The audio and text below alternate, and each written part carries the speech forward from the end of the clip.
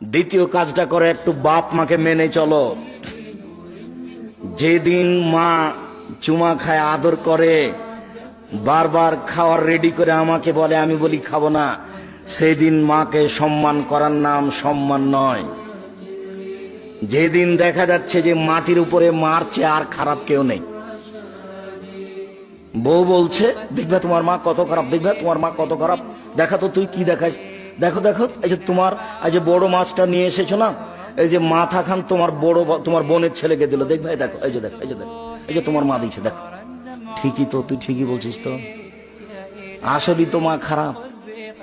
যা বলে সবই উল্টা, আসলেই উল্টা, যা করছে সবই উল্টা, আসলেই উল্টা করছে। এই সময়তে আল্লাহ দেখতে চাচ্ছেন যে আপনি আপনার বাপ মায়ের সাথে কি আচরণ করেন। যেদিন বাপ মায়ের সাথে ভালো আচরণ করা খুবই কঠিন, যেদিন মনে হচ্ছে বাপ মায়ের চেয়ে খারাপ মানুষ আর দুনিয়াতে কেউ নেই, দুনিয়াতে সবার সাথে চলতে পারবো, বাপ মায়ের সাথে চলতে পারবো না, সেদিন বাপ মাকে শ্রদ্ধা করতে হবে, তার নাম শ্রদ্ধা।